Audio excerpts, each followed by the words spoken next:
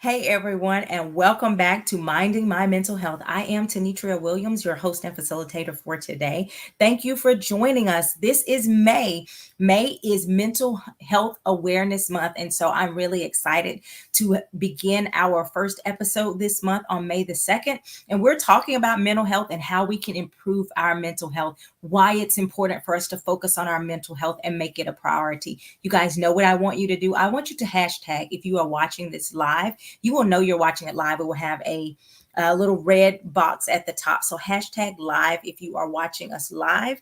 And also let me know where you're watching from. Also, if you are not watching us live, you're catching the replay after 12 p.m. Central Standard Time. I want you to just hashtag replay, but then also let me know where you're watching from. I like for people to be able to catch us and to be able to benefit from this content. I'm actually going to take a moment myself and share the broadcast. Let's see. There we go. I'm going to share this to my story. So I encourage you to share it to your story, tag your friends, tag your family. Again, we're talking about mental health and how we can better take care of our mental health. Again, really very important that we do that because, hey, our mental health impacts our entire life, right? So again, let me just share this really quickly to my page. Hi, Ivy. Welcome. If you will tag and share your with your friends, your family groups you are a part of, all of that good stuff.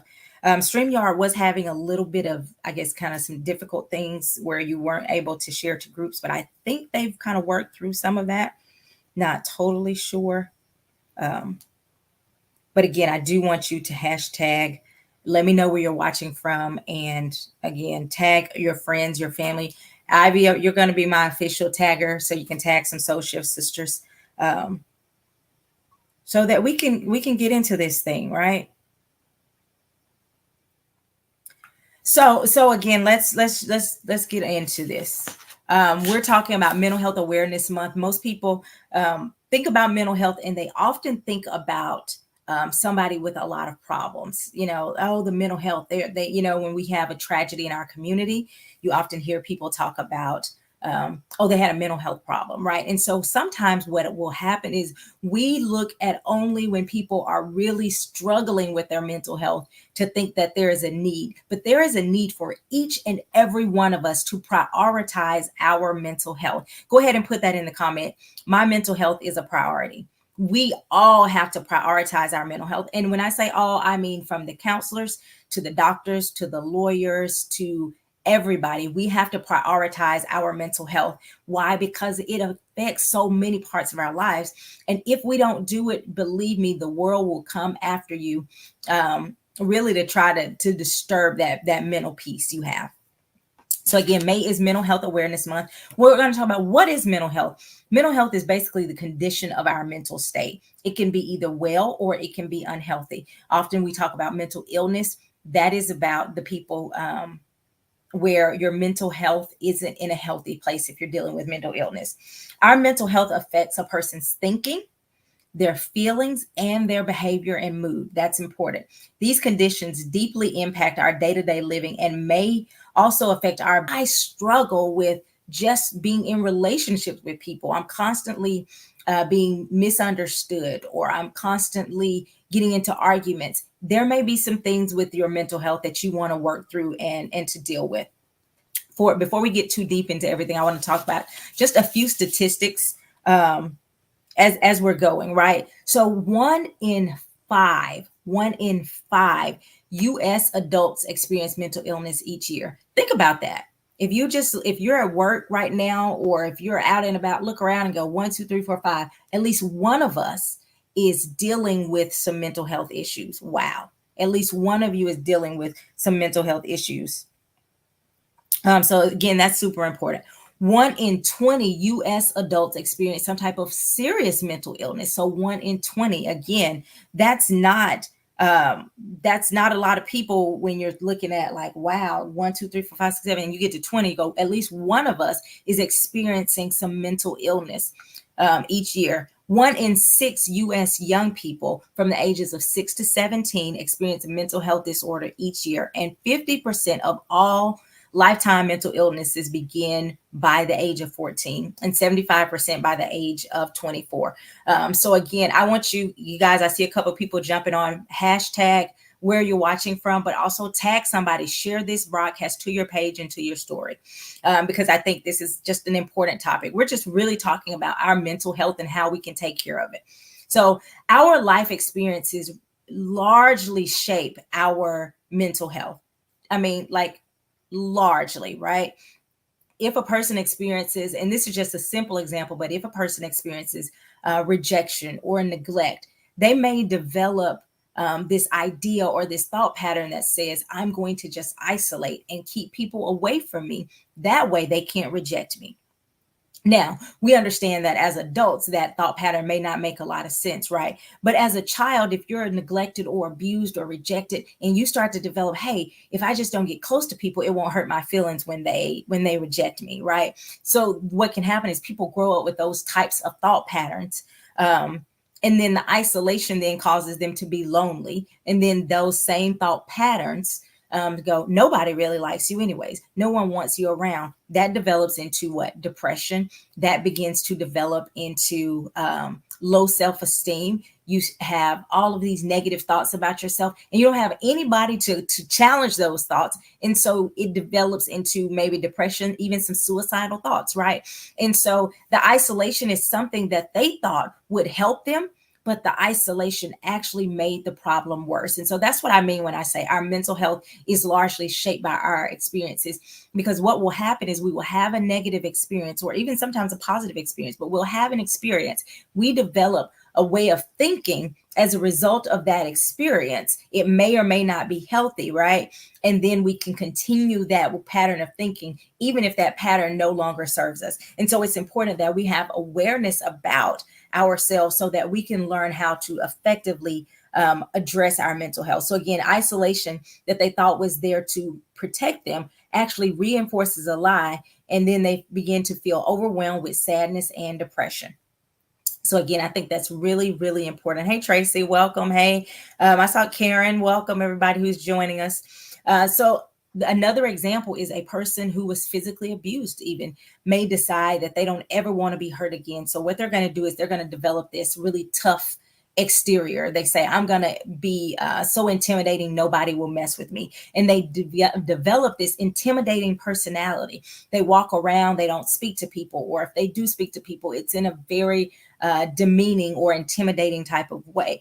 Now, what was once used or what they thought would help them actually became something that kept them away from the genuine connections that they actually really want. They wanted to feel protected, and so they used intimidation or anger as a form to protect themselves. But in reality, what it did was isolate them and cause the thing that they actually didn't want to happen in their lives. So mental health is important, so we can learn to say, hey, is the way that I am trying to cope with this, is it still effective? Maybe you were doing something at 3 that helped you that now at 33 no longer serves you. Maybe you were doing something at 23 that seemed to be beneficial, but now at 43 it no longer serves you. And so when we're talking about our mental health, we're talking about learning how to really identify our thoughts, learning how to identify our feelings and all of these things, so that we can be our best selves. If I've said something that resonates with you already, go ahead and put a 1 in the comment. Let me know what you're feeling and what you're thinking as we're going through this.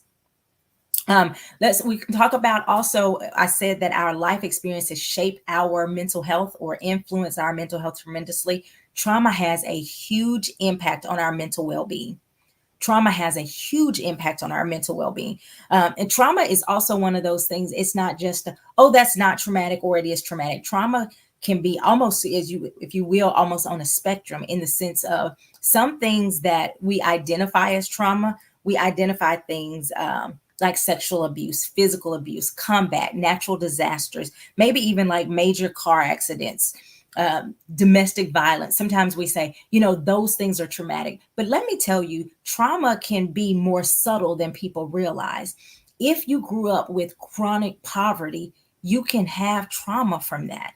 If you grew up constantly feeling rejected, neglected, or maybe even your family interacted with you, but there was not a lot of um, affection and you didn't hear I love you. And again, there are some things that actually can um, traumatize us, even though we don't recognize that it was in fact traumatic. And so there are times when people have actually been abused, but because something was normal in their house, they normalized it and never identified it as abuse. Well, trauma can be similar. You can experience trauma, and because you never heard someone say that that was a traumatic experience for you, you may just go, oh, it's just what happens. If we don't understand that, sometimes we have experienced some trauma. Now, that's not a past to say we have to stay stuck in that trauma or the results of that trauma. We can heal from those things, and we're going to talk about that a little later. But what I want to understand, what I want us to understand, is some of the things that we've experienced indeed had a huge impact on how we are still doing life, even though it may have happened when we were 10 years old. Again, that's why I advocate for healing. That's why I advocate for therapy. That's why I advocate for these things, because we don't want to continue to walk around with the traumatic impact of those events. And so our bodies and our minds will try to keep us safe. And sometimes the methods that we choose for safety are actually unhealthy, or they're no longer serving us. But our body is making its best attempts. I have some comments over here. Let's see. Is my way of coping with this thing helping or hurting? Yeah, that's a good one. Trauma has a huge impact on our mental health. Absolutely. What once worked may no longer work now. Absolutely. So we don't have to stay stuck in our trauma. Yes, um, she said, I'm in my 50s and I'm just learning that trauma can be subtle. That's one of the things that I need people to understand. So many times we don't think that trauma is that subtle. Even if you lose a family member, that you don't, oh, well, I got over, that could be traumatic. I had a client once, and she was sharing that it wasn't until she was an adult that she recognized that losing her father, when I think she was probably like, I think she said about 18 to 24 months, so really young. So she didn't have a lot of memory of her father. But it was only when she saw a little girl about that age get disappointed because she thought it was her dad coming home and it was someone else. And it clicked in her mind at that age, at 18 months. I knew dad was supposed to come home. And for him to never come home again, that was a big major event for me. That seeing that 20, 30 years later from another kid helped her to recognize that losing her parent, even at such a young age, was indeed a traumatic impact for us. So we don't have to stay stuck in the trauma. We can heal from it, but it's important that we can recognize, hey, there are some things in my life that impacted me. And if I don't address those things, they will possibly or probably continue to impact me. Now, most of us have heard of fight or flight response in our bodies. Put a 1 in the comment if you have heard of fight or flight. Fight or flight response is basically our body's natural physiological reaction to stressful, dangerous, frightening events, right? So our bodies, uh, if you're walking along the street and you're going for a nice little walk, and a big Rottweiler, or whatever, however you say the dog, if it pops out and starts growling at you, your body is going to go into probably fight or flight, which means it is going to release a bunch of chemicals. And those chemicals are designed to basically hype you up so you can do whatever is necessary, right? So it may be I need to fight, or it may be I need every ounce of my being to be able to run fast away from this dog. Okay. So your body begins to activate in this way with a threat. Here's the thing, your body will activate in the same way with a perceived threat, even if it's not real. Okay. So an example may be, so basically it's igniting our sympathetic nervous system and releasing hormones, preparing our bodies again to fight or to run. But if our body says we're in trouble because maybe your boss came in and said, who did this report? Your mind says, I'm in danger. Your body reacts as if, guess what? There's that dog in front of you, or there's that bear in front of you. Even though there's not a real physical threat to you, your body still responds as if it is, because your brain has perceived a threat. The term fight or flight is pretty ingrained in our basically our survival instinct, and it represents us dealing with dangerous environments or dangerous situations. So fight or flight is important. And what we've learned is that through more research, they've actually talked about other responses besides just fight or flight. So you have the fight response, which says, hey, I'm going to face this threat with aggression. Okay. So if you are a person that has a fight response, we're not always talking about the physical. So if you have a fight response to perceived danger or perceived threat, you may just be an argumentative person. So the moment you feel like someone is threatening you, questioning you, anything like that, guess what? You go with the aggression. You're more the fight. Let's deal with this thing right now. Let's call it out. You could be wrong as two left feet, but you're going to deal with it, right? And you're going to deal with it in a pretty aggressive manner. So you're going to be more argumentative, more combative. If you are the flight person, which is, again, with the dog, you're running away. But if you are a flight person in life, guess what you'll do? You're going to change jobs the moment things get tough.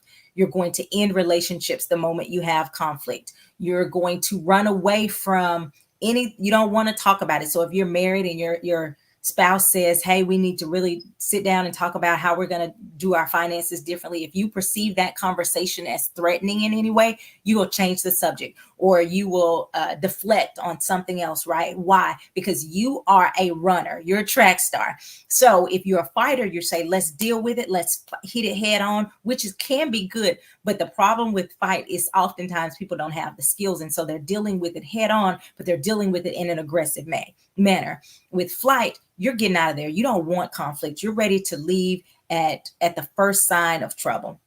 But there are two other responses that we don't talk about a lot. And there's actually the freeze response. And the freeze response says, I get stuck.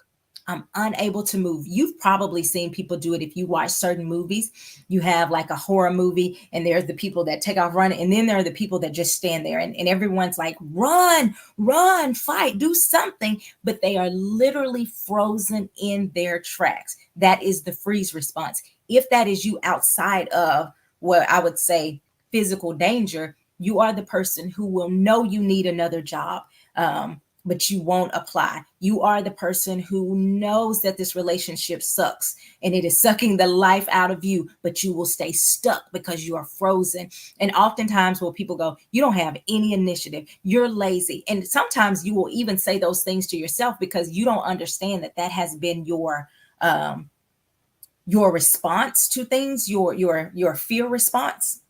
And so you don't even recognize, hey, I'm frozen. And what you say is, I'm lazy. I'm stupid. I got to be stupid if I'm just stuck here, right? And here's the thing. There are ways to get you out of frozen. That is why I advocate for us learning about mental health, because if you just say I'm lazy, you assign something to yourself that's not actually accurate, but also it gives you, for lack of a better word, an excuse to stay stuck without learning, hey, I'm stuck. I can tell that I'm stuck, but how do I get from it? There are actually physical exercises you can do with your wrist to help you to kind of remind yourself, like turning your wrist around. There are things cognitively you can tell yourself, hey, we're actually not in any danger. I can move. I can make small steps. And so one of the things, if you find yourself in the freeze response, to do is to start reassuring yourself that you are indeed safe, right? And this is really with all of them, with all of these fight, flight, freeze, or fawn. And we're going to talk about fawn in a moment. With the freeze response, so reminding yourself that I am indeed safe and that it is safe to take a step. You may have to take a small step initially because if you are feeling frozen, right? So it may be, I am so stuck. I need to call somebody and just tell them what I need to do so that they can check on me later on. These are small steps that you can do to have somebody hold you accountable. If you are stuck, if you go, I know I need to leave this relationship, but I'm afraid, I'm going to have my friend come over and I'm going to write this letter out to this person and I'm going to actually give it to them so that they can mail it off, or that I'm going to tell them to hit the send button because I'm going to be stuck. But recognizing your response gives you power so that you can do something different. I am not advocating for us to stay stuck. I am saying recognize these things so you can learn to do something different when you recognize these things. And the next response that we've learned lately is the fawn response. And it is basically immediately trying to appease other people. So you perceive danger, and what do? You go into let's please everybody. Let's become, sometimes it may even be, I'm going to say a joke to make them laugh, and we're going to take this threat down, right? So immediately you try to act to please everybody to avoid any conflict. This can show up in your relationships, like you taking the blame when it's not your fault. This could be you being passive, just going along with the flow when you know you don't want to do that, saying yes when you know your heart says no. You really want to please everybody because you're so terrified of, and this is what happens sometimes with abuse. People become just people pleasers. So they've been abused, and all they're going is, I just want to make everybody happy. So your so and so may physically be abusive or verbally abusive, and all you're going, I'm just trying to make them happy. I just want to please them. Why? Because you're trying to avoid conflict at all costs. Again, why are these things important when we're talking about mental health? Because we have to understand how our bodies respond. If we can understand those things, then we can start getting insight to do things differently. So again, remind yourself that you are indeed safe, and create a plan of action for how you're going to deal with it. So one of the things that people don't often understand is that our mental health impacts our physical health. People don't think that's true, but it is absolutely true. There are people who go to the hospital literally probably every day with what they perceive as a heart attack, and in reality it's an anxiety attack. There are people who have all types of physical symptoms. This is not just made up. They are physically feeling sick to their stomach, but it may be some anxiety or some depression. And those things show up in our physical health. So when I'm saying this is Mental Health Awareness Month, this is not only a time for me to bring awareness about, hey, you have to take care of your mental. Understand that your mental is going to impact your physical. Likewise, your physical can also impact your mental. Some of the physical pains that we have in our body are actually the result of emotional pain. I want to say that again. Some of the physical pain in our body is actually the result of emotional pain. For example, if you are often exposed to environments in which you feel unsafe, this can cause our body to feel anxious and release extra cortisol. Okay. So I want to follow you, because I want to talk about I want to show you how your emotional state can impact your physical state. Okay. So cortisol is something, again, that's produced when we're feeling anxious, right? Or feeling nervous. In short spurts, cortisol can boost our immunity by decreasing inflammation. However, if you have consistently high levels of cortisol in your body can get too much of this in your blood, and it can cause you to feel inflamed or to be inflamed, and it weakens your immune system. Okay, so that's important. If you are in constant stress, if you are in constant worry, constant vigilance of what's going to happen. So people that have been dealt with trauma, oftentimes they're always on high alert, right? They're always on high alert, waiting for the next shoe to drop, waiting for that other shoe to drop. And because of that extra cortisol in their body actually lowers their immune system or decreases their immune support, which they're more susceptible to disease. They're more susceptible to infections and that type of stuff, right? So the elevated levels of cortisol can cause high blood pressure. Lower than normal levels of cortisol can cause low blood pressure. Under normal circumstances, cortisol balances the effect of insulin and the hormone your pancreas can promote to regulate your blood sugar. So cortisol raises blood sugar by releasing stored glucose, while insulin lowers the blood sugar. But again, having prolonged high cortisol levels can lead to persistent high blood pressure. This can cause type 2 diabetes. Wow. So we thought diabetes was only about, your diet, and that is a huge component, and we have to deal with that part. However, if you are under stress all the time, you are producing too much cortisol, which can make your blood pressure, your hyperglycemia can increase, which can influence you and can cause, again, type 2 diabetes. Why is it important for us to take care of our mental health? Because our life literally depends on it. Our life can depend on our mental health.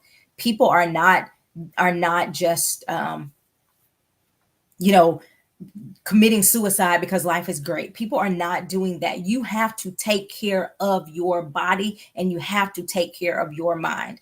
And for all of my Christians out there, sometimes you're going to have to do something, not sometimes, you're going to have to do something in the natural as well as the spiritual. You can't just go, well, I'm just gonna sit around and God is gonna fix it. God can give you a plan of action to actually take care of your mental and your physical health. Okay. So this again is just one example, and I only talked about cortisol. Think about all the other chemicals that are released in our bodies when we have certain situations. That was just one. That is just one example of how our mental health can impact our physical health. Our mental health can impact our relationships. Our mental health can impact our physical health, our careers, overall our satisfaction with life. No part of our life goes untouched by our mental health, even our spirituality.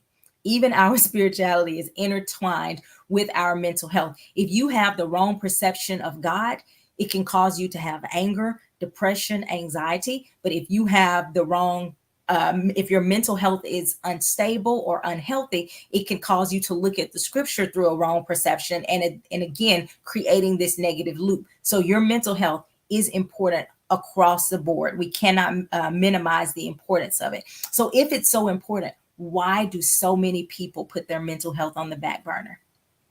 Why do so many people put their mental health on the back burner? I think as a society, we have been so conditioned to just put our head down and grind through life. Just go, it'll work out. Particularly African Americans, you think about how many years we've dealt with systematic racism, systematic discrimination, and all of these things, the redlining, all of the things that we've had to deal with and still have to deal with. Let's be really clear. These things did not disappear.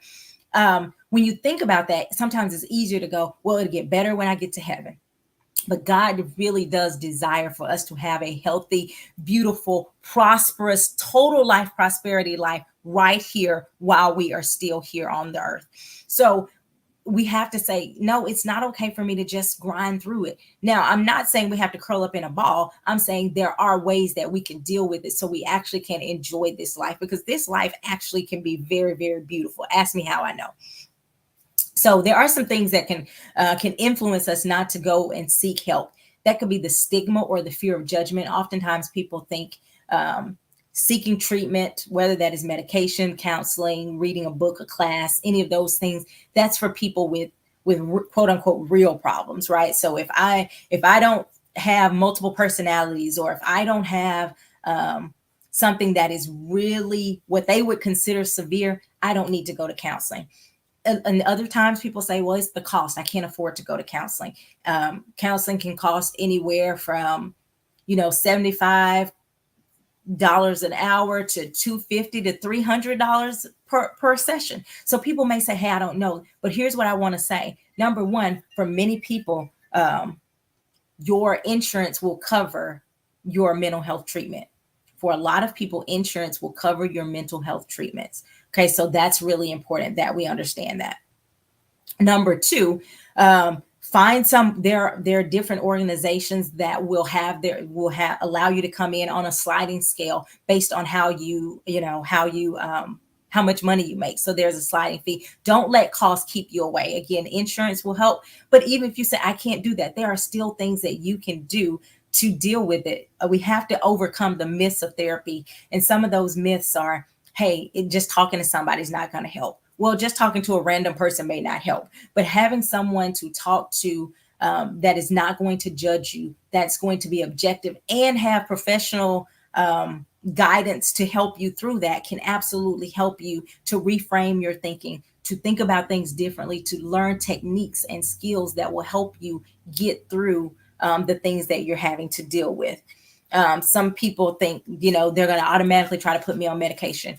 Regular counselors do not prescribe medication. I am a licensed professional counselor. I do not prescribe medication. However, if you need medication, there are psychiatrists who will write you prescriptions. There are people that you can go to for medication, but just going to a counselor does not mean that you have to be on medication. I'm not opposed to you being on medication if that's the best plan of action for you. For some people are very opposed to medication. And what I will say is, have you tried other things before the medication, right? Some people haven't tried anything. And so if you say, maybe you need to clean up your diet, maybe you need to get more exercise and sunlight, drink more water, there are practical things you can do to help improve your mental health. But there may be some times where you say, oh, I actually need a little bit of medication to get me started, and then I want to step down from getting on that medication. There are things like if you have serotonin and dopamine. These are chemicals that our body needs to feel better, to help us when we're stressed, right? Well, there are things that you can do to increase those levels in your body, such as getting rest, playing, laughing, getting massage, getting a hug. All of these things can help. Somebody says, Tracy says, I love therapy. Insurance covers most therapy. I only have a $25 copay. So for those people who say cost is a problem, check with your insurance to see what they cover. Because I've actually have some clients and their insurance will say there is absolutely no copay or no payment at all for the first 3, maybe even 5 visits. And then there's like only a $25 copay. Well, heck, you can get a lot from 5 sessions. And then after that, you can, continue to go forward. So check with your insurance if you are not currently, getting therapy because of cost. You may be surprised that your insurance may even cover 100% without a copay. So someone says here, that was me. I didn't want medication. You don't have to get on medication. You have to, but be open to the process is what I would tell you on. So here's what I would say. Stop putting your mental health on the back burner. Go ahead and put that in the comment section. I will stop putting my mental health on the back burner. I will stop putting my mental health on the back burner. Yes, Pastor Edwin says we find money for what's important to us. That is also very important or very true. We find resources for things that are important to us. And I've had people to say, I want to see you. And I'll go, well, okay, well, I'm not, your insurance doesn't, I'm not paneled on your insurance. And they'll go, well, I guess I'll have to do something differently to be able to pay you your out-of-pocket rate, but I want to see you. I'm fine with that. And if you say, hey, but what I will tell you is if you you need help, don't keep letting something get in the way of you getting the help that you need. Even if it's not ideal, you go, I have to go drive over here or do this or do telehealth or whatever. Do what you need to do to take care of you because you are important and you deserve that. So let's look at some things that you can do to help your mental health. So I have 10 tips. They're all, I say easy. They're easy to say. They may not be as easy to put into application, right? But these are 10 tips that can help you improve your mental health. Number 1, learn to identify your triggers and your filters. Learn to identify your triggers and your filters. Okay? Learn to identify your triggers and your filters. What do I mean? Triggers are the things that can set you off. For example, if you experienced a lot of verbal abuse, someone yelling can be a trigger for you. If you there were kids that experienced a tornado. My daughter Faith experienced a tornado last year. So anytime the sky looks a little bit cloudy, she's like, is that a tornado cloud? So cloudy skies can trigger some anxiety for her because she understands, hey, I remember, and some days she'll go, that's how the cloud looked the day that we had the tornado, because that was a very traumatic experience for her. They had to, go through the things that they had learned through their tornado drills. It was real. They had to experience that. She was at school, away from her family. All of those things were very scary for her. So those things can be triggers. Now, here's the key. You have to understand that just because something triggers you does not mean that people will walk on eggshells around you. You are responsible for managing the things that trigger you. It is not everybody else's responsibility to make sure that you are not triggered. Now, if we love you and we care about you and we know certain things trigger you, as a a family member or whatever, we may not do certain things, but you cannot expect society at large to walk on eggshells because something may trigger you. Number one, they may not even know that that triggers you. It is not their responsibility to manage your triggers. That's your responsibility. Go ahead and say, it's my responsibility to manage my triggers. So then the next thing is, I said, your filters. So identify your triggers and your filters. What are your filters? Your filters are the way you see life, right? So your filters are, everybody hates me, everybody loves me, everybody wants to help me, nobody wants to help me. These are filters, and we see life through those things, right? So your filter you could filter things through your trauma, you could filter things through your insecurities. So if you're filtering something through an insecurity, I was actually talking about recently, like, if there was this place on campus and they called it Little Africa. When you walk by Little Africa, people were going to be sitting out there, right? If I was feeling secure about the way I looked, I didn't have a problem walking past Little Africa. If I felt insecure about the way I looked, it was a problem. I had a problem walking by there. The place was the same. The place was the same. So it wasn't the event or the circumstances. Yes, yes, it is the place where everybody sat out there, and you could get talked about if you walked by. If your hair didn't look right, you could get talked about. So walking past Little Africa was a place that could trigger me. But if you felt confident, you walked by, oh man, I can't wait to go and see who's out. But if you didn't feel confident, Veronica also went to the same university. Pastor Edwin went to the same university, and they know what I'm talking about. She said, I never walked past Little Africa. Why? Because you didn't know what you were going to catch if you walked past the Union for UAPB. You didn't know what you were going to catch, right? And so it wasn't the Union didn't do anything to you. That part of campus didn't do anything to us. It was how we felt, that we were basically projecting those insecurities onto that experience.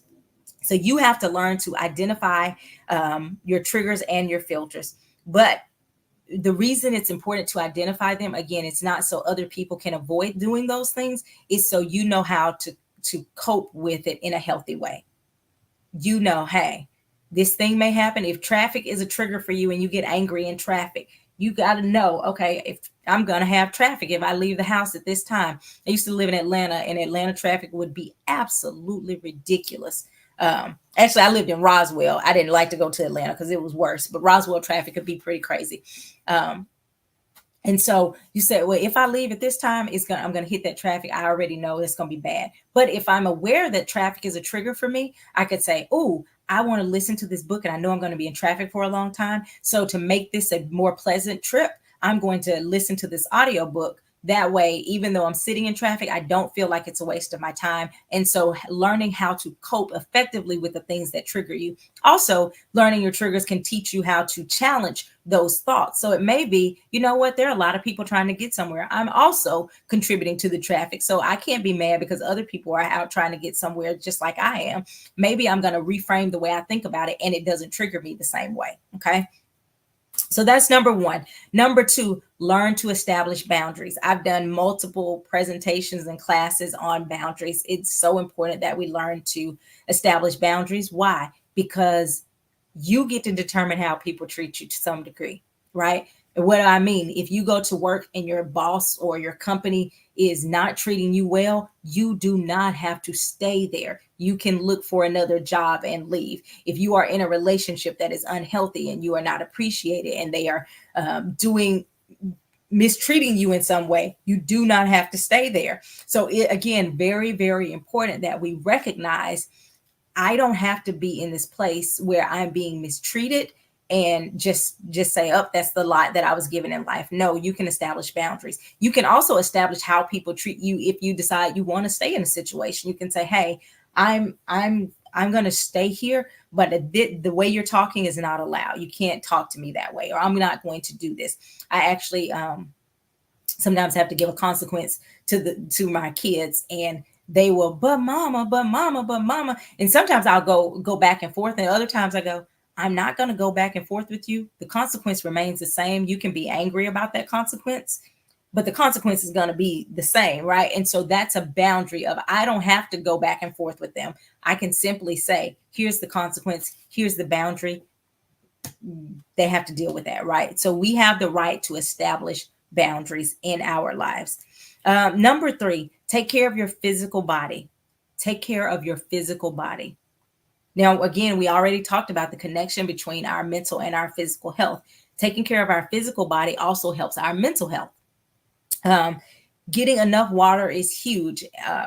Exercising, eating the right foods, you would be amazed at how much cleaning your diet can change your mood. Why? Because your diet impacts the hormones that are in your body. So cleaning your diet. And what do I mean cleaning your diet? You may not be an expert on all the things that you need to know to eat, because there's so much information out there. If someone's trying to lose weight, there is the eat mostly meat, don't eat any meat, eat only plant based, all that's chemical. I mean, like, there's so much information out there. There's the Atkins diet there. Then they're like, oh no, that'll hurt you. Eat this, do the keto. No, that'll hurt you. Here's the thing I will tell you. There are certain things, whether you know all of the facts or not, there are certain things that you know are just not good for you. And a lot of processed food is not good for us. We know that fruit is better than junk, right? And so when you're looking at, I have to make some decisions, you can say, I may not know everything about everything, but I do know I need to increase and have more fresh vegetables, fresh fruit, right? I can do that. Those are things that I know are good for my body. I know water is good for my body, even though I may want soda every single day. I know water is a better choice. So I'm not asking you to become a scholar on learning and identifying all the things that are healthy, or the best thing for you, but there are things that you can do just off top that you know are not good for you. Eating that donut every morning on the way to work, you know that's not good for you. You know, almost all of us know that sugar is something that does not help our physical bodies. So even if you say, I'm not going to quit sugar, you can decrease it by 50%, and you would even see a huge change in your life.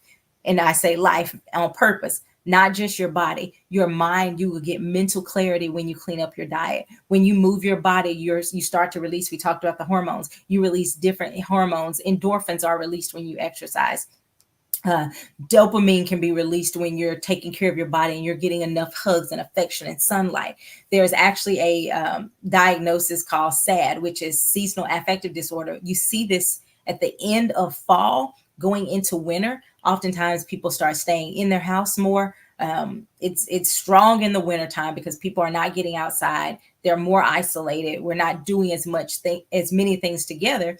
What happens? You need more sunlight, exercise, water, and these are the things that can contribute to SAD, seasonal affective disorder. On top of that's also the time where we have a lot of major holidays, at least here in the US. We have a lot of these major holidays, and these holidays can trigger some family trauma. So if you're dealing with family stuff on top of being isolated, not getting exercise, not drinking enough water, not getting the sunlight, it can create this seasonal depression. And there are things that you can do to help. So take care of your physical body. It can mean the world. The next thing, number 4, learn healthy coping skills. Learn healthy coping skills. People think just because it works or it makes them feel better, it's a healthy coping skill. No. You can use cocaine and maybe feel better about your problem for a little while, but that is not a healthy coping skill, okay? So I need us to be clear. Just because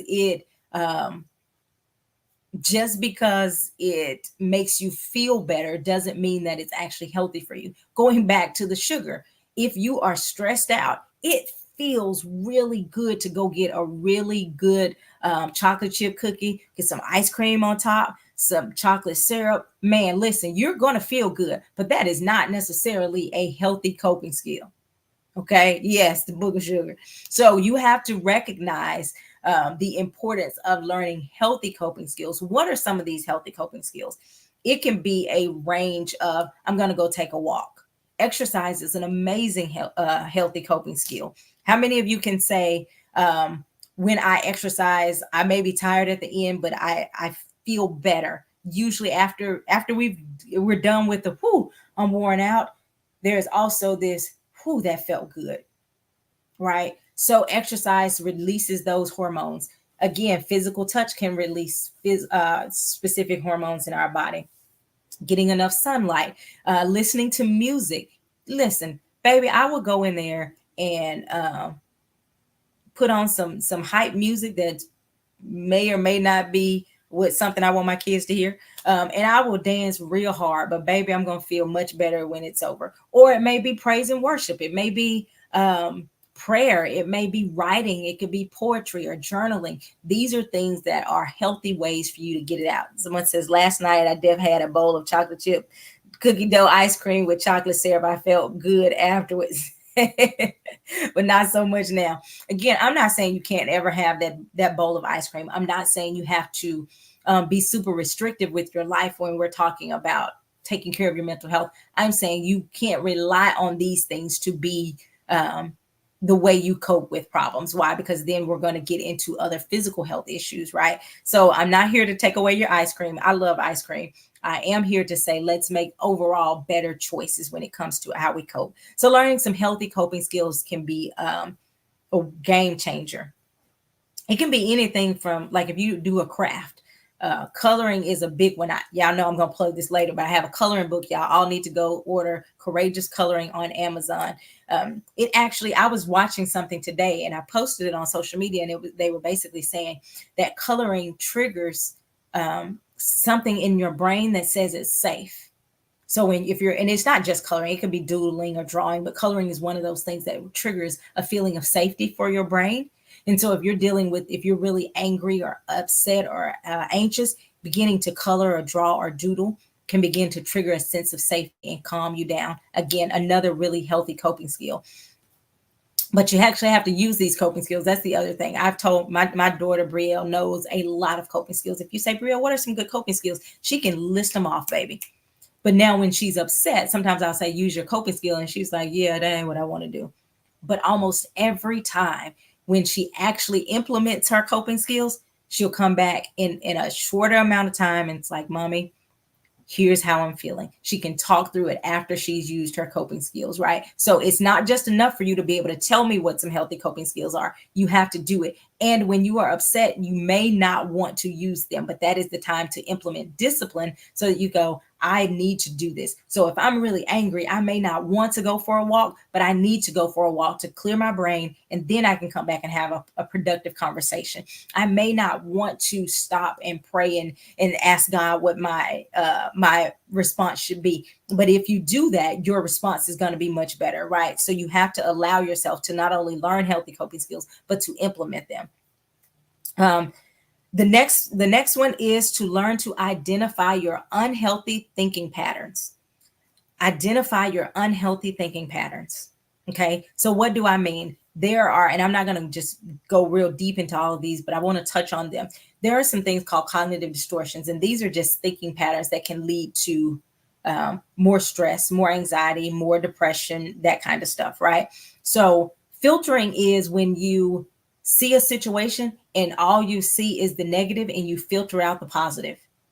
So filtering is, again, and I think, if I'm not mistaken, I heard Pastor Edwin using this on his Ed Talk, I think, when he was talking. It may have even been Church Sunday, I don't remember, but I heard him using this example, and he was talking about if you take a child and you take them to the park or take them to the zoo, and that you do all of these fun things for them. Maybe even they get toys, and all day it's just been about everything they want. But that night they say, can I have ice cream? And you say, no, you can't have ice cream. They go, I don't ever get anything good. Oh, everybody's so mean. That's a filtering mentality. Filtering is when all you see, you've had an amazing day all day, but all you see is the fact that you can't get ice cream right before bed. Okay, as it's easy for us to see that with children, it's not as easy for us to see that with ourselves. But if you are a person that filters, you will dismiss the positive things in a situation and only focus in on the negatives.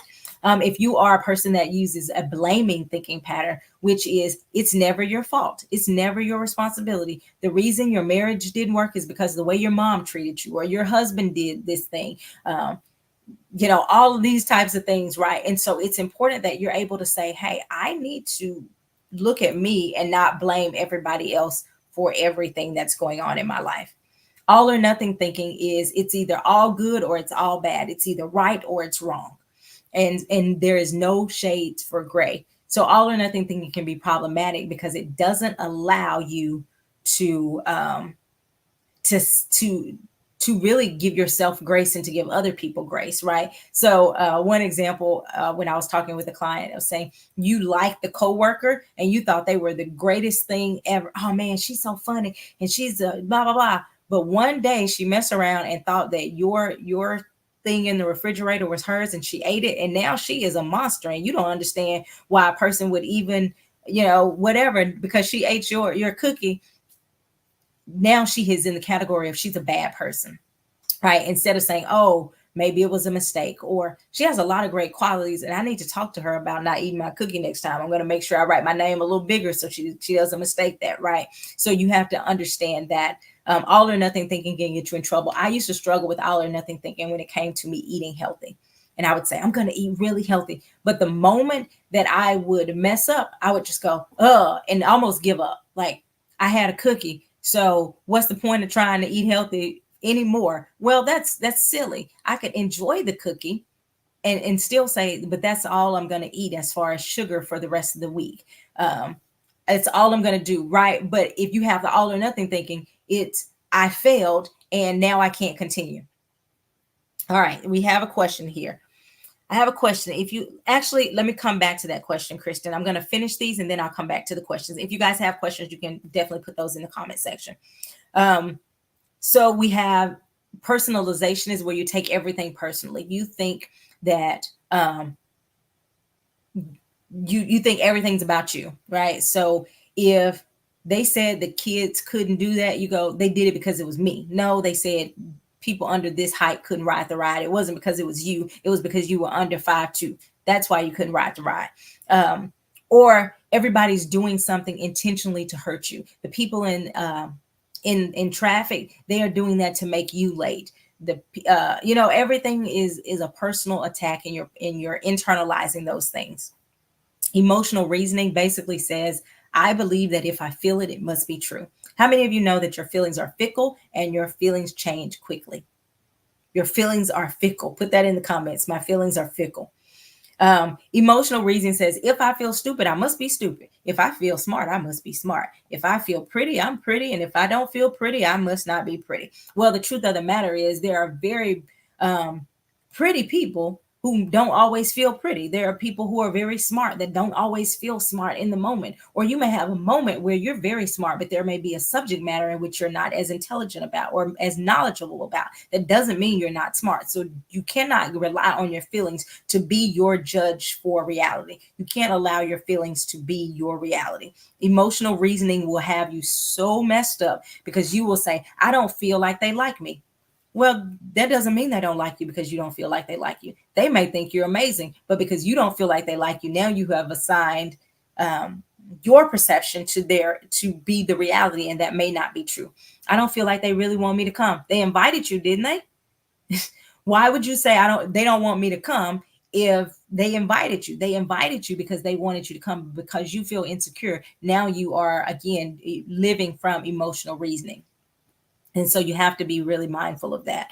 And another one is catastrophizing, which is you take something small and you make it huge. You lose your job and you're like, oh my God, we're going to be homeless. Well, you won't be homeless, at least usually not super quick, right? So there are a lot of steps before you get from I lost my job to I'm homeless. There is, do you have savings? Can you get another job before it runs out? Do you have family members that could help you? Even if you did lose your house, do you have somewhere where you could go? So these are things to consider. So that's when we're talking about identifying your negative or unhealthy thinking patterns. If you have these patterns, you will find a way to use these patterns in everyday life. So it's important that you don't get stuck with those thinking patterns. And you can recognize them and say, oh, I'm doing it again. And now you can do something different. So for example, with filtering, you can stop and say, oh, I'm filtering. I'm only focusing on the negative. Let me stop and identify at least 5 positive things from this situation. Okay. Number 6, process your experience in a healthy way.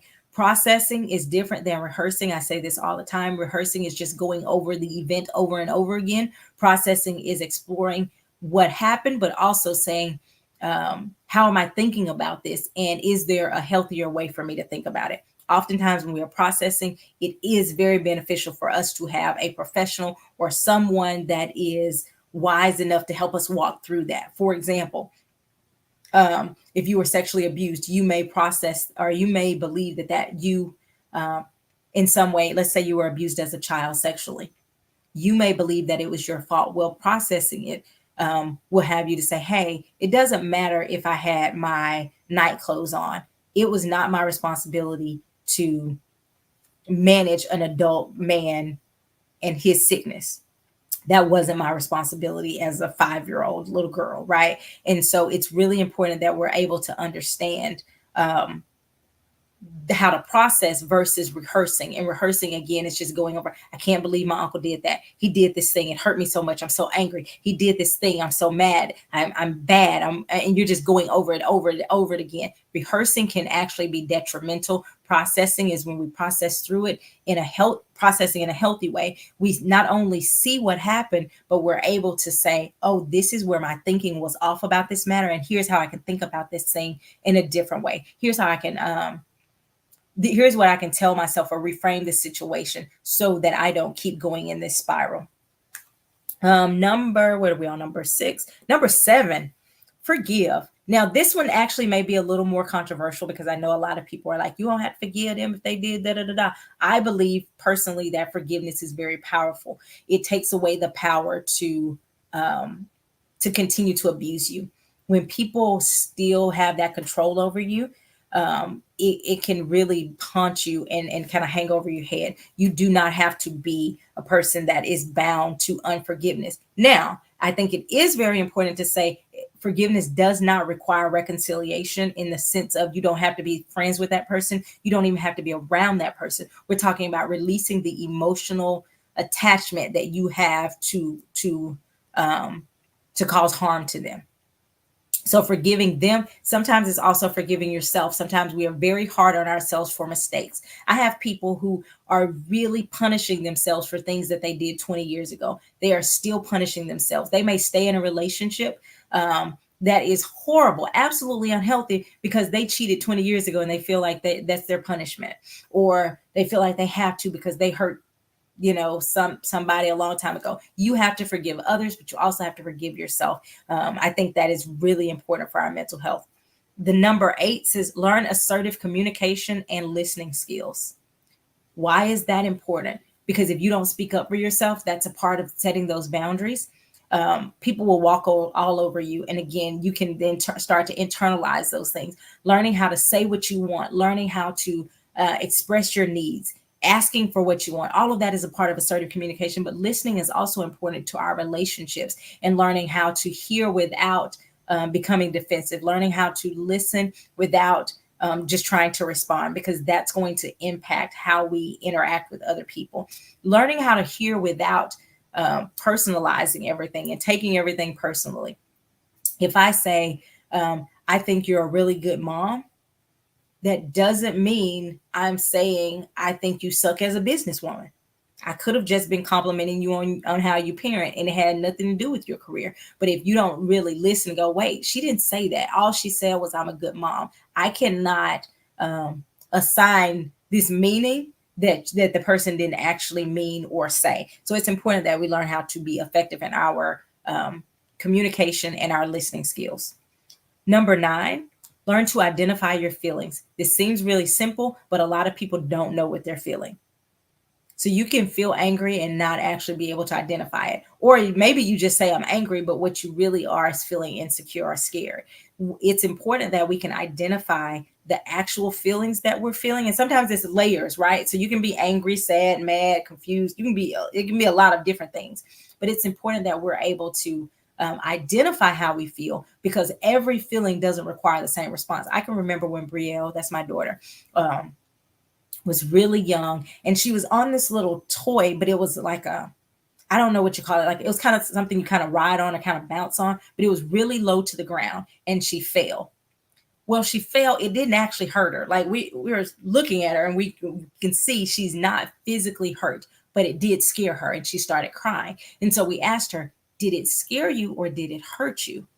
And she paused. She was like what? Like, I'm crying and you're asking me. I was like, did it scare you or did it hurt you? And she said, it scared me. And I said, okay, but you're safe now. So you actually don't have to cry because you're not hurt. And she was like, oh, like that just made sense to her. And so sometimes we're responding in a way because we have not stopped and actually said, what am I actually feeling? And what is an appropriate response for that feeling? If I am anger, excuse me, if I am angry, sorry, if I am angry, it doesn't mean I can't be angry, but what's an appropriate response to the anger? Should I start throwing things? No, I'm angry. I may need to go back to number 7 and identify my feelings and then go back and say, hey, I feel really angry because this thing happened. Let's talk about it. And so it's important that we're able to identify our feelings. And number 10 on our 10 tips to help improve your mental health. Number 10, be self-reflective without condemnation. Be self-reflective without condemnation. Self-reflection is one of the things that I think a lot of people miss. We have to be able to look at ourselves and say, what's my role in this situation? What's my role in the divorce? What's my role in me having to do all of this extra work? What's my role in this? What's my role in that? I have Bria will often have a lot of work after school, and I will ask her, because I'm trying to figure out, did the teacher just assign this much work, or were you being slow with your work and you didn't finish it, so you have a lot of work at home, right? Because there is a difference between your teachers being unreasonable assigning all of this and you were being slow with doing your work, so you still have a lot to do once you get home. Being self-reflective says, what's my role in it? So she has to say, oh, I didn't finish this in class. Okay, well, that's very different from my teacher is being unreasonable and assigning a crazy amount of work. Okay, so it's important that we are able to be self-reflective. What's my role in the relationship ending the way it did? Was I defensive? Was I this way? Did I do this? Now, that doesn't mean you're taking ownership of other people's stuff, but it does mean that you're able to say, hey, here's some things that I have to know about myself so that I can be not only more self-aware, but I can show up and respond in a way that's healthy when I'm interacting with other people as well. So again, I hope that helps you guys. Let me know if that was helpful. This was our introduction, I guess, to our mental health awareness month. May is our mental health awareness month. I want you to know that I appreciate you for joining me.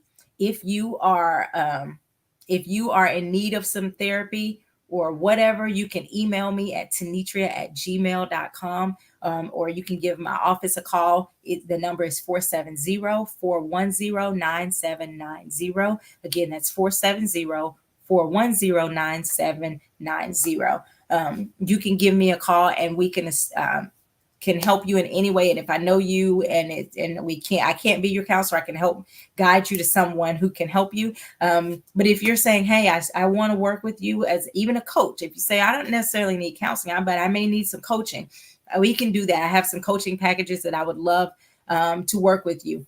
Also, I want to remind you all that you can order my coloring book, Courageous Coloring, on Amazon.com. So you just go to Amazon, type in Courageous Coloring. It's affirmations to color.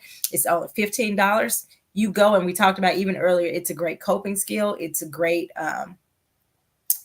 way to just relax. It may not even necessarily be because you're upset. You just kind of want to chill and relax. It is a great resource, a great tool. We're actually working on different coloring books coming out and some different things with our self-care line. So be on the lookout for that. Last announcement. I'm really excited about this announcement. On June 1st, if you are in Bearden, Arkansas, or the surrounding areas, on June 1st, if you are in Bearden, Arkansas, I will be hosting, along with some friends of mine, I guess, the Health Empowerment Summit, June 1st in Bearden, Arkansas, at the F.O. Jones Auditorium campus. It will be from 10 to 3. The Arkansas Minority Health Commission is partnering with us, so they're going to have their health unit. We're going to have health screenings. You're going to have Zumba classes with Miss Kimberly Johnson. Kimberly's going to help us to get our bodies moving, but we're going to be teaching and we're going to be learning and growing. So not only are you going to get your health screenings, not only are you going to get your body movement, we're going to have Ben Owens, who's going to talk about life insurance and how you can use life insurance to help build generational wealth. I will be talking about mental health, kind of similar to what I did today, breaking it down for people so they can understand that there are practical things that you can do to take care of your mental health. We also have Dr. Chandra Washington and Nurse April Marlowe, who's going to be talking about our physical health. We're going to have some different booths. We're going to have someone, hopefully someone there talking about credit repair, have a booth for that. We're just going to, why? Because we want to talk about our health, our physical health, financial health, and our emotional health and our mental health. We're wanting to cover it all because I'm seeing way too many people who are dying early because of preventable diseases, that are called lifestyle diseases that can be changed if we take care of our physical bodies, if we take care of our mental health. And so we want to live long, we want to live strong. And so if you are anywhere near Southern Arkansas on June 1st, make sure you show up. I promise you, it is going to be worth the drive. I'm really, really excited, and I hope you're there. If you know people in Central Arkansas, tell them, hey, go down there and check it out, because we're doing some really amazing things, and I think people will really be able to benefit from it. And so I'm really excited. Spread the word, spread the word, spread the word. Be there. I'm working to get some people there to give us some healthy food options for lunch, so that people can start to eat things and go, whoa, this was actually really good, and it wasn't covered in unhealthy things that aren't good for my body. And so we're wanting to make sure that we're doing what God told us to do, and this is something God told me to do. And so I want to honor him, and I want to do it with excellence, and I hope you guys show up if you are in the area. Again, if I know this broadcast is ending, what I want you to do is, even though we are ending, I want you to still share this broadcast. If you didn't already, share it to your page, share it to your story, share it to a group, because they can definitely catch the replay. I know the replays will play in groups, so that you are a part of them, that you are able to watch it over if you need to. If you said this helped you, go ahead and feel free to watch it again. Let me see some of these comments. Oh, Kristen had a question too. Let me go back. Is there a fee involved? Nope, there's no fee. Just show up.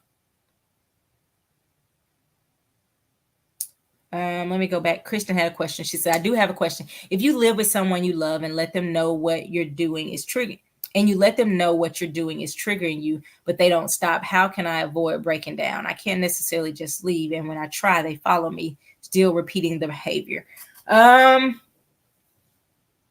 So it's a couple things. You may have to change. You may have to process yourself of what's triggering you, Kristen, and figure out, like, is there a different way for me to think about it? Like, is there something I can do that this doesn't trigger me so much? But the other thing is, depending on age and the status, I'm not sure, who the person is or anything. To avoid from breaking down, you can simply let them know, hey, this behavior, this is how it impacts me, and this is what I'm going to do. When this behavior happens, I am going to go in my room and I'm going to close the door. I'm going to lock it, and I'm not going to open the door until I've calmed down. Then I'll come back and have a conversation with you. You can still set those boundaries. You say you can't necessarily leave. And again, it says, how do you avoid breaking down? I think that's where you have to use those coping skills. Breaking down, it has probably become very common. And so your body will naturally do the thing that it is accustomed to doing. So if you say, if this person says this and I cry, you can say, today we're not going to cry. But what we are going to do is, I'm going to go for a walk, or I'm going to get this coloring book out, or I'm going to listen to this music. I'm going to pray. I'm going to write in my journal. I'm going to do these things until I calm my physical body down, and then we'll have a conversation. So you don't necessarily have to break down every time. You can say, this time, this is what I'm going to do. I would also encourage you to actually visualize how you want to respond. It's my mom, and I feel like I shouldn't feel that way. Okay, so you said a key word, shoulds, and that's actually one of the cognitive distortions I didn't talk about. The shoulds tell us that there's a certain way that we have to respond, or there's a certain way we should respond. Just because someone is your mother does not mean that a behavior is not unhealthy. So your mom can still do something that triggers you, or your kids can do things that trigger you, or whatever, right? Just because it's your mom doesn't mean that it's necessarily healthy. So you have a right to feel how you feel. However, you can still be honorable towards your mom, and say, hey, mom, I'm going to go in this room, and if you follow me, this is what I'm going to do. I'm going to walk out, I'm going to drive, and I'm going to drive for 30 minutes, or I'm going to drive off. I'm coming back. And if every time you do that, I'm going to respond that way until we calm down. If you want to talk, here are the ways that I'm okay with talking. We can talk. We can't have name calling. We can talk, but we can't yell. We can talk, but we have to tell the truth. Like, and you said the boundaries. And when those boundaries are violated, you say, I'm done with the conversation if we're not going to respect those boundaries. Okay. So I do think it's important that you recognize you have a right to feel your feelings, but you also want to make sure that you are using your own coping skills to calm down. And then that other part was be self-reflective. Is there some part in here that I need to work on as it relates to my mother? Is there something in me that I'm going, you know what, I do this thing and that triggers her and then she triggers me. So let me look at all of the whole picture and be objective about it, which again may be helpful if you have a therapist. That you can talk to your therapist and get a unbiased view of kind of what's going on. So I think I hope that helps. If so, let me know, and if not, reach out to me after the broadcast, and I can see if we can answer it a little more clearly with more detail. Yes, family can definitely be triggers. Going to certain events or certain things, but remember, just because now if you live with someone, it may be a little more difficult, but like for example, if going home for Christmas is a trigger for you, you don't have to go home. You can set a different holiday expectation. You can say, this year we're going on a vacation. We're not going back to Big Mama's house because every year I'm triggered because Uncle so and so that abused me is there. I don't want to go back to that. So we're going to go somewhere else. You don't have to expose yourself to an unhealthy environment just for the sake of saying it's family. So again, let me know if you guys have any more questions. I sure do appreciate you guys hanging out with me. We went a little bit over today, but I think we're okay. I don't have a client at 2, so we're good. I'm going to wait just a few moments to see. Kristen says, I probably trigger her way more than she triggers me. Yeah, sometimes we do have to have that self-reflection piece in there. We go, wait, what's my part in here? Will you post 6-1 info again? Yes. And also it is on my page, on my personal page. Let's go here. The Health Empowerment Summit, June 1st in Bearden, Arkansas, at the F.O. Jones Auditorium campus from 10 to 3. Again, I'm really excited about it. It'll be my first time sponsoring an event like this. And so I've gotten a lot of support, a lot of help, and I'm really excited to see the community impacted and empowered. All right. I don't see any more questions or anything. Oh, just saw one more comment. Let's see if that's a question. Nope, just thank you. Okay. Well, thank you guys for joining, and I will see you. Actually, we won't be back next week. I have a field trip to go to. We're going to the zoo, so I won't be here next week. However, the following week we will be back right at mental health, minding my mental health. So next week I will probably do a replay of one of the broadcasts. So catch a replay if you haven't been catching these. You can go. Oh, I'm going to come back next week at Thursday at 12 o'clock because I can catch the replay, and then I'm going to be back live the following week. So I'll talk to you guys later. Bye bye.